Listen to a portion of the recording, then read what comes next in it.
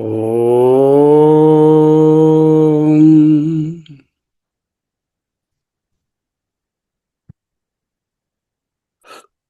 ఓం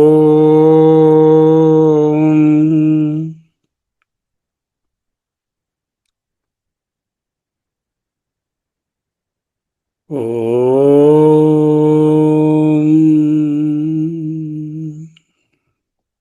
స్థిర సుఖమాసనం.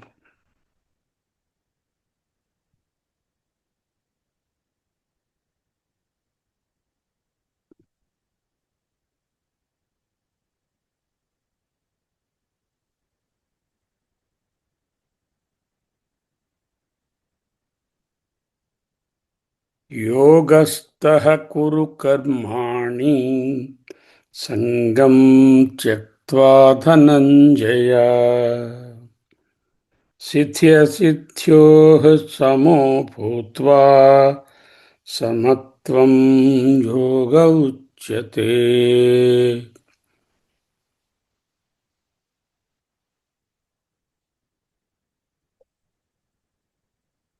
యోగస్థః కురు కర్మాణి సంగం త్యక్త్వా ధనంజయ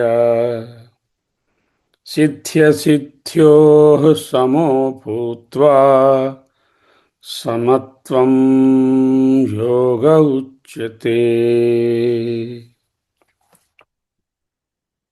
ఏ ధనంజయ, ధనమును జయించినవాడా. ధనమంటే కామము, కోరిక. కోరికను జయించినవాడు ధనంజయుడు. హే ధనంజయ, సంగం అటాచ్మెంట్ని, ఆసక్తిని, త్యక్త్వా విడిచి, త్యజించి, సిద్ధ్యసిద్ధ్యో కార్యము సిద్ధి అసిద్ధిలలో, సమహ సమబుద్ధి, భూత్వా కలిగి, యోగస్థః యోగమునందు స్థితుడవై, కర్మాణి కర్మలను, కురు చేయుము. సమత్వం సమత్వబుద్ధియే యోగః ఉచ్యతే, యోగమని చెప్పబడును. యోగస్థః కురు కర్మాణి సంగం త్యక్త్వా ధనంజయ సిద్ధ్యసిద్ధ్యో సమో భూత్వా సమత్వం యోగ ఉచ్యతే.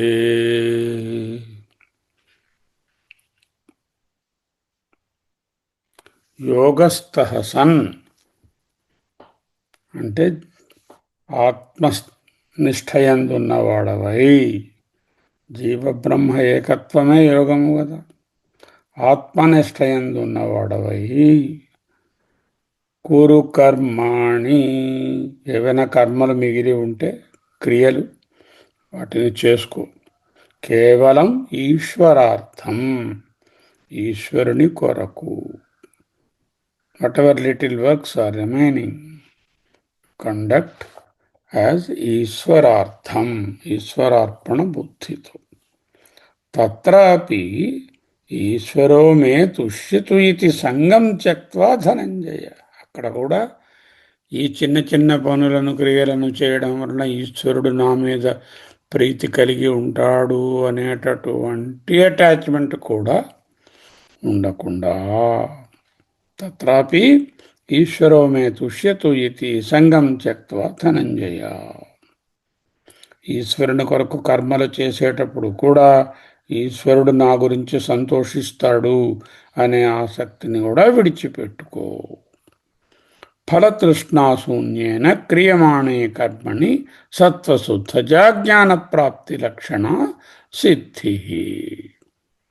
ఎప్పుడైతే ఫలము లేకుండా, ఫలము మీద ఆసక్తి లేకుండా నిష్కామముగా కర్మలను చేస్తున్నావో, ఫలతృష్ణాశూన్యేన క్రియమాణే కర్మణి సత్వశుద్ధజా, సత్వము శుద్ధమై అంతఃకరణ శుద్ధి కలిగి జ్ఞానప్రాప్తి లక్షణా సిద్ధి.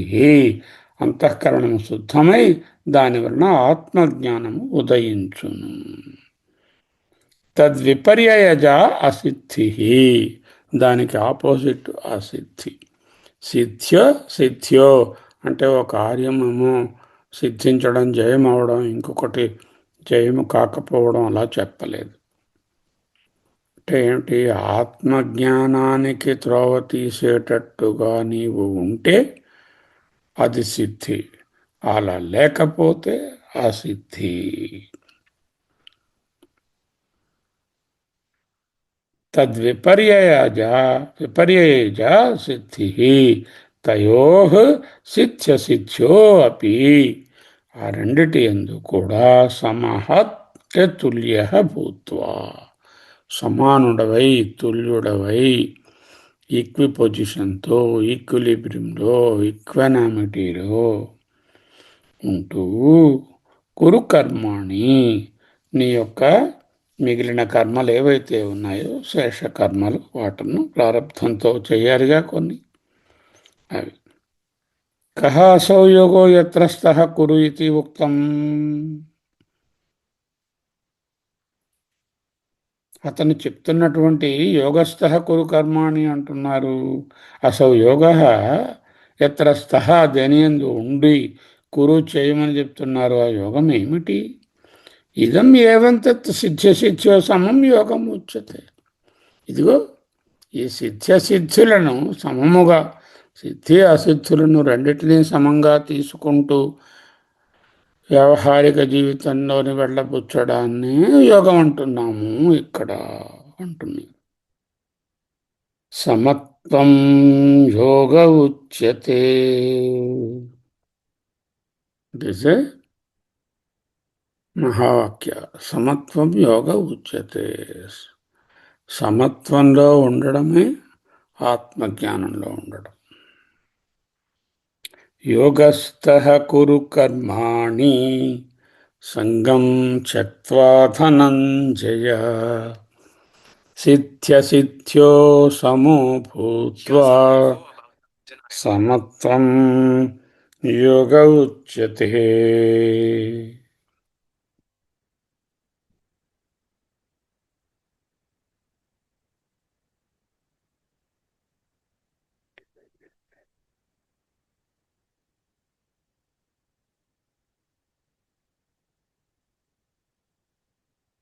సమత్వం యోగ ఉచ్యతే అంటూ చెప్పిన దానికి భర్తృహరి గారు సంపత్తౌ చ విపత్తౌ చ మహతాం ఏకరూపత. మహాత్ములు సంపత్తిలోను విపత్తిలోను ఒకే రూపంలో ఉంటారు, ఒకే రూపంగా చూస్తారు. ఉదయే సవితా రక్తో రక్తశ్చ అస్తమయే తథా. ఉదయిస్తున్న సూర్యుడు ఎరుపుగానే ఆకాశాన్ని వెలిగిస్తాడు, అస్తమిస్తున్న సూర్యుడు ఆకాశం అదే ఎర్ర రంగులో ఉంటుంది. ఫోటో చూస్తే అది ఉదయము అస్తమయము చెప్పలేము. మహాత్ములు సమంగానే ఉంటారు అని చెప్పడానికి ఉదయే సవితా రక్తో రక్తశ్చ అస్తమయే తథా. ఆకాశంలో సూర్యుడు ఉదయిస్తున్నా అస్తమిస్తున్నా కూడా ఆకాశం ఎర్ర రంగులో ప్రకాశిస్తుంది. విడివిడిగా ఫోటో చూస్తే ఆ అరుణిమ చూసి ఉదయమో అస్తమయమో చెప్పలేరు. అలా ఉంటారు మహాత్ములు. సమత్వం యోగ ఉచ్యతే. నిధిధ్యాసన యొక్క ఆబ్జెక్టివ్ ఏమిటి? సమత్వంలో ఉండడం. సమత్వమే యోగము. Equality and ఈక్వానామిటీ. ఈక్వానామిటీ అంటే రాగద్వేషరహితంగా, ద్వంద్వాతీతంగా, సిద్ధ్యాసిద్ధులను సమంగా, సుఖ దుఃఖాలను ఒకేలా తీసుకోవడమే సమత్వం. సుఖ దుఃఖే సమే కృత్వా లాభాలాభౌ జయాజయౌ. ఇక్కడ సిద్ధ్యసిద్ధ్యో సమో భూత్వా సమత్వం యోగ ఉచ్యతే. ఏదైనా మిగిలిన కర్మలు ఉంటే యోగస్థః కురు కర్మాణి సంగం త్యక్త్వా ధనంజయ. సంఘం రెండు రకాలుగా ఉంటుంది. ఒకటి నేను చేస్తున్నాను అనే భావన, రెండు నేను అనుభవిస్తున్నాను అనే భావన. కర్త భావన భోక్త భావన లేకుండా, అంటు లేకుండా కర్మల యందు ప్రవర్తిల్లడమే యోగము, సమత్వమే యోగము. యోగస్థః కురు కర్మాణి సంగం త్యక్త్వా ధనంజయ. సిద్ధ్యసిద్ధ్యో సమో భూత్వా సమత్వం యోగ ఉచ్యతే. అహమస్మి అహమస్మి అహమస్మి అహమస్మి అహమస్మి అహమస్మి అహమస్మి అహమస్మి అహమస్మి అహమస్మి. శివోహం శివోహం శివోహం శివోహం శివోహం శివోహం శివోహం శివోహం శివోహం శివోహం శివోహం శివోహం శివోహం శివోహం. మౌనం.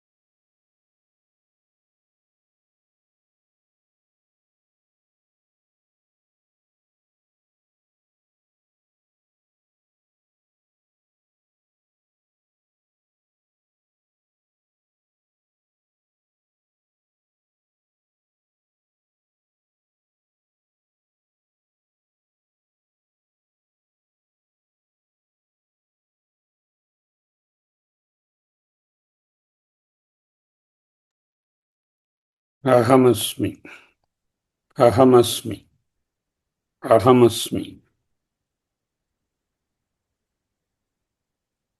బుద్ధియుక్తో జహాతీహ ఉభే సుకృత దుష్కృతే. బుద్ధియుక్తో జహాతీహ బుభే సుకృత దుష్కృతే. తస్మాద్యోగాయ యుజ్యస్వ యోగః కర్మసు కౌశలం. యోగః కర్మసు కౌశలం. సమత్వం యోగ ఉచ్యతే. యోగః కర్మసు కౌశలం. యోగః యోగమనగా కర్మసు కర్మలయందు కౌశలం నేర్పరితనము. ఏమిటా నేర్పరితనము? కర్మలలో నేర్పరితనం ఏమిటి?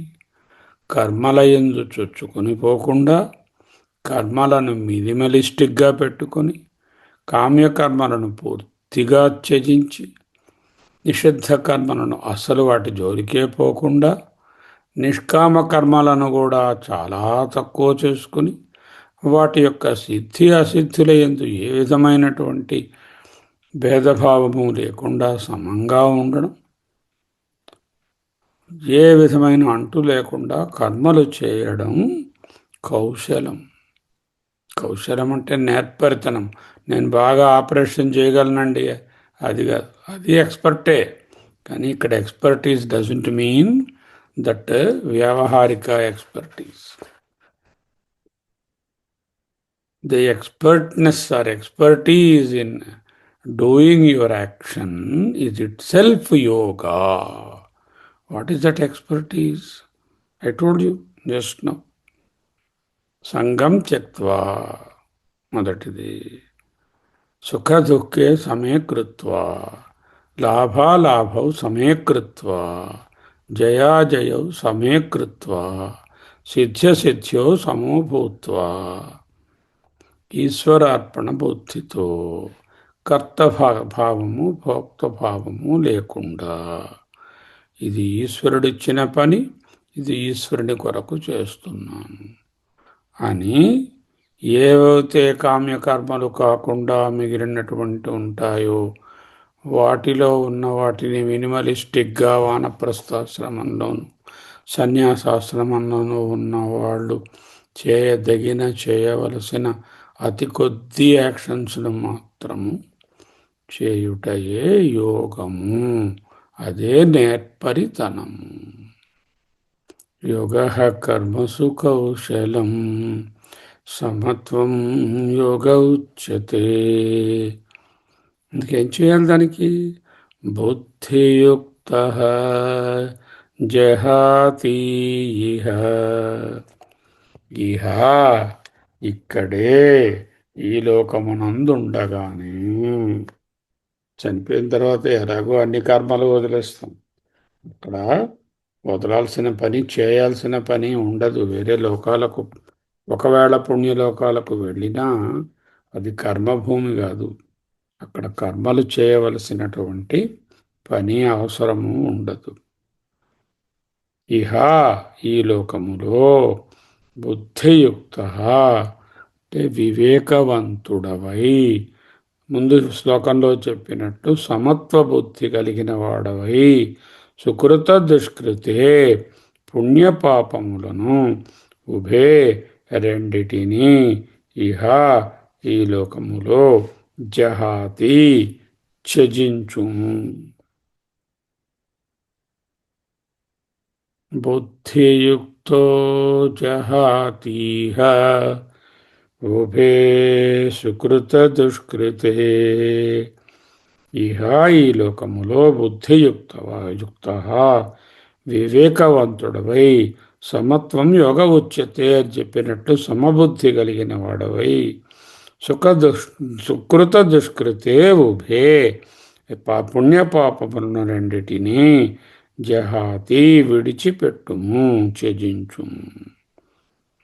తస్మాత్ ఇటువంటి స్థితిని సంపాదించుకొని, కావున యోగాయ సమత్వ బుద్ధి అనే యోగము కొరకు యుజ్యస్వ ప్రయత్నము చేయుము. సమత్వ బుద్ధి అనేదే యోగం. సమ అంటేనే బ్రహ్మ. సమం నిర్దోషంగా సమం బ్రహ్మ. ఆ సమత్వ బుద్ధి అంటే బ్రహ్మభావనలో నుంటూ ఉండడానికి యుజ్యస్వ ప్రయత్నం చేయుము. యోగ ఈ సమత్వ రూపమైన యోగము కర్మసు నీ యాక్షన్స్ యందు కౌశలం, అదే నేర్పరితనం. బుద్ధియుక్తో జహాతిహ ఉభే సుకృత దుష్కృతే తస్మాద్యోగాయ యుజ్యస్వ యోగః కర్మసు కౌశలం. బుద్ధియుక్తః సమత్వ విషయయా బుద్ధ్యా యుక్తో అంటే సమత్వ విషయమునందు బుద్ధిని నియమించి అంతఃకరణ శుద్ధిని కలిగి ఆత్మజ్ఞానం పొందుట ద్వారా పరిత్యజతి పరిత్యజతి త్యజతి అంటే చాలు, పరిత్యజతి అన్ని రకములైనటువంటి వాటిని వదిలేస్తాడు. ఇహ అంటే అస్మిన్ లోకే, ఈ లోకమునందే, ఉభే సుకృత దుష్కృతే పుణ్యపాపే. ఎలా వస్తుందండి? పుణ్యపాపములకు అతీతంగా ఉండాలంటే ఆత్మభావంలో ఉంటేనే వస్తుంది. దేహభావంలో ఉంటే కర్మలు చేస్తే, నిష్కామంగా చేసిన, కామంతో చేసిన వాటి యొక్క ఫలితాలు వస్తాయి, పుణ్యపాపాలు వస్తాయి. అవి పుణ్యపాపాలకు దూరంగా ఉండాలంటే సత్వశుద్ధి జ్ఞాన ప్రాప్తి ద్వారేణ యతః, ఎవరైతే సమత్వబుద్ధి అనే యోగాన్ని పాటిస్తూ సత్వశుద్ధి అని కలిగినటువంటి బుద్ధి యోగంతో యుజ్యస్వ ఘటస్వ, అటువంటి బుద్ధి యోగం భోగమును కూడి ఉంటుంది. యోగ అంటే ఏమిటి? కర్మసు కౌశలం. స్వధర్మాఖ్యేషు కర్మసు వర్తమానస్య యః సిద్ధ్యసిద్ధ్యో సమత్వబుద్ధి ఈశ్వరార్పితచేతస్తయా తత్కౌశలం కుశలభావః. కౌశలం అంటే ఎక్స్పర్టీజ్ అంటే ఏమిటి? సిద్ధ్యసిద్ధ్యో సమత్వబుద్ధి ఈశ్వరార్పితచేతః. ఏది చేస్తున్నా ఈశ్వరార్పణం. ఈశ్వరార్పితం నేచ్ఛయాకృతం. భగవాన్ రమణ మహర్షి ఈశ్వరార్పితం నేచ్ఛయాకృతం న ఇచ్ఛయాకృతం. సిద్ధ్యసిద్ధ్య, సిద్ధి అసిద్ధులయందు సమత్వబుద్ధి. సిద్ధి అసిద్ధులంటే ఏమిటి చెప్పారు? ఫలతృష్ణాశూన్యేన క్రియమాణే కర్మణి సత్వశుద్ధజా జ్ఞాన ప్రాప్తి లక్షణ సిద్ధి, తద్విపరీతం అసిద్ధి. ఈ రెండిటి యందు సమత్వబుద్ధి కలిగి ఈశ్వరార్పిత చేతస్తయా, ఈశ్వరార్పితమైనటువంటి మనసుతో ఉండడమే కౌశలం, కుశల భావము.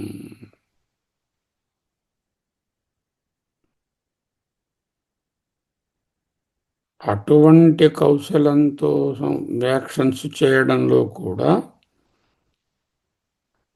సంగం త్యక్త్వా, ఏ విధమైనటువంటి ఎక్స్పెక్టేషన్, కంపారిజన్ లేకుండా, కర్తభోక్త భావం లేకుండా సమత్వ బుద్ధ్యా నివర్తంతే, సమత్వ బుద్ధితో ప్రవర్తిల్లడమే నేర్పరితనము కదా. తస్మాత్ దేర్ఫోర్ సమత్వబుద్ధియుక్తో భవ. తస్మాత్ యోగాయ యుజ్యస్వ అంటే సమత్వబుద్ధియుక్తో భవ. సమత్వబుద్ధియుక్తిని నీవు కలిగి ఉండు.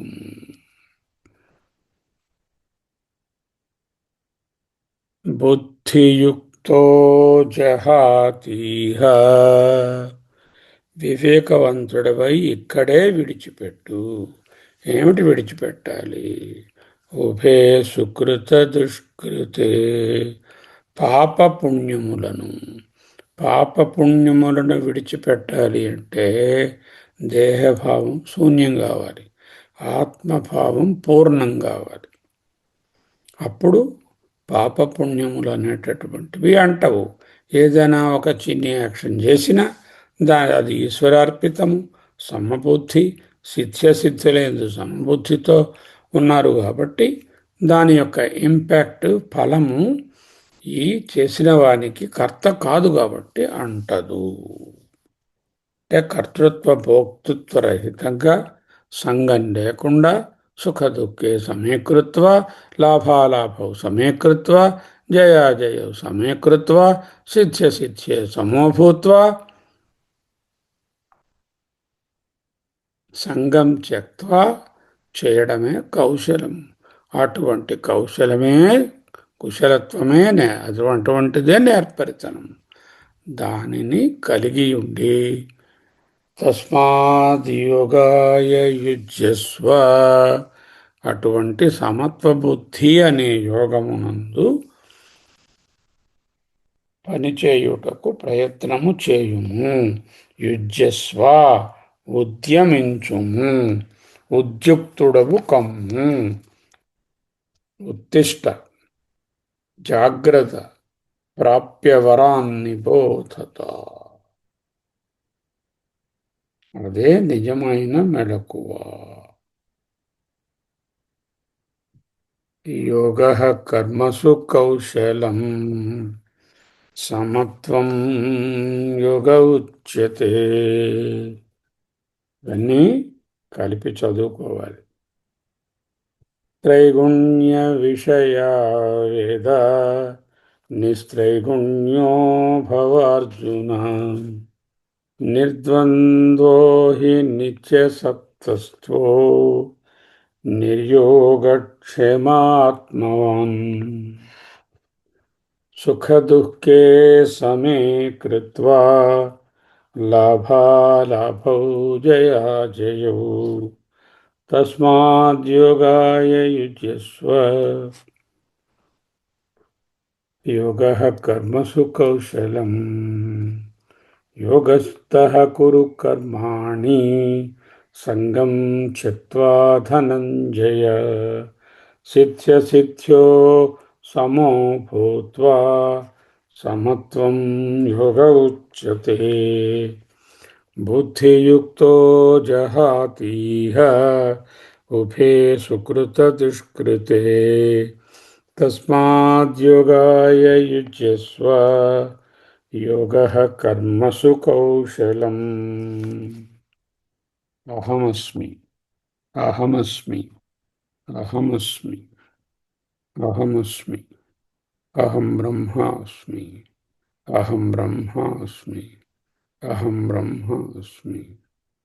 యద్బ్రహ్మతత్త్వమసి భావయాత్మని. యద్బ్రహ్మతత్త్వమసి భావయాత్మని. యద్బ్రహ్మతత్త్వమసి భావయాత్మని.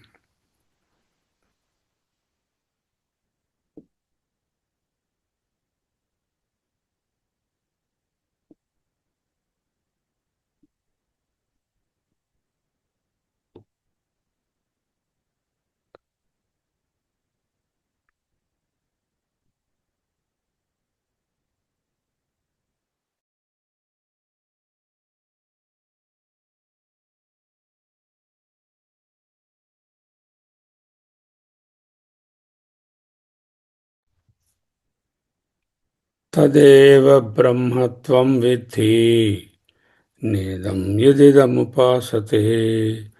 తదేవ బ్రహ్మత్వం విద్ధి నేదం యదిదముపాసతే. ఏ చైతన్యమైతే మనస్సును, వాక్కును, ఇంద్రియాలను ప్రేరేపిస్తుందో ఆ చైతన్యమే నేను. తత్యేవ బ్రహ్మ, తదేవ త్వం, అదే నీవు. విద్ధి, బెటర్ బీ ఇన్ దట్ ఆత్మజ్ఞాన. నేదం యదిదం ఉపాసతే. నీవు చేస్తున్న కర్మ కానీ ఉపాసన కానీ జ్ఞానము కాదు.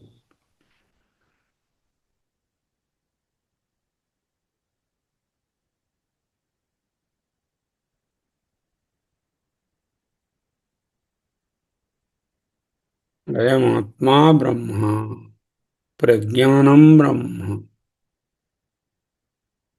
తత్వమసి, అహం బ్రహ్మాస్మి. తదేకోవశిష్టః శివః కేవలోహం.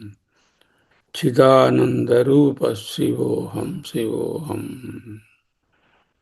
అహమేవాహం, అహమేవాహమవ్యయః. యద్బ్రహ్మతత్వమసి భావయాత్మని. యద్బ్రహ్మతత్వమసి భావయాత్మని. తత్వమసి, తత్వమసి, తత్వమసి. బ్రహ్మాస్మి, అహం బ్రహ్మాస్మి, అహమస్మి, అహమస్మి, అహమస్మి, అహమస్మి, అహమస్మి, అహమస్మి, అహమస్మి, అహమస్మి, అహమస్మి, అహమస్మి, అహమస్మి. స్వస్తి.